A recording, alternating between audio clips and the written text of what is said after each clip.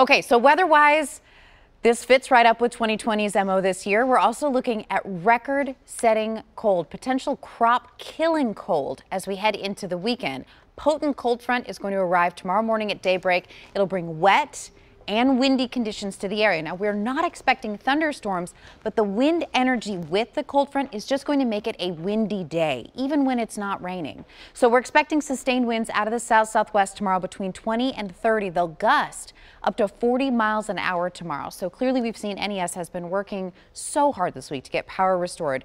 With strong wind in the area, that is something that we'll keep an eye on.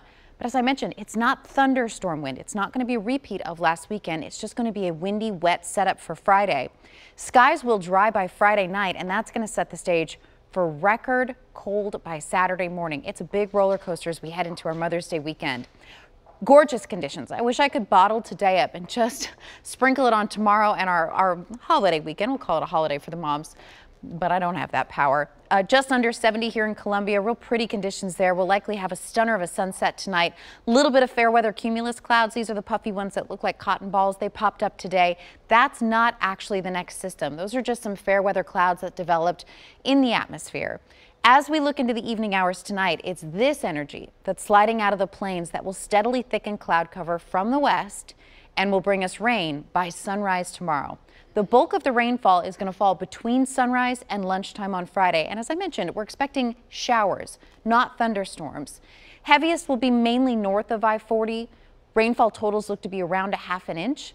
The actual cold front will come through just after lunchtime. This is 1:30, and we will dry rapidly on the backside of it. By this time tomorrow night, we may have a few sprinkles around, but by sunset, the sky is dry, the wind is becoming much calmer, and the temperatures will tumble.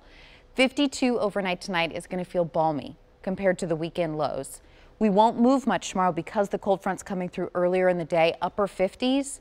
This is a look at the wind speed, since that's the other part of this story. See how that wind energy comes in from the west with this next system. These are your forecast wind gusts. So noon tomorrow, we've got wind gusts anywhere from 25 to 30 miles per hour, even up to as high as 40 possible across the area. It calms down by Saturday morning. Calm winds are a critical ingredient when it comes to cold forecasts. So Saturday morning, the lighter color that you see, that's a freeze watch. So freeze conditions are worse than frost, because if we get a freeze in the area, that could kill a plant or crop, not just frost damage it. That has been increased to a freeze warning for Cumberland and Clinton County up in Kentucky. This is for Saturday morning. We may need to have another freeze or frost headline issued for Sunday morning as well.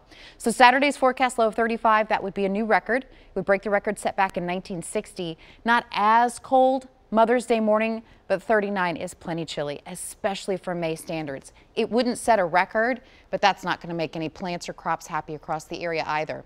The 10% rain chance that I put on Sunday, that is very late in the day.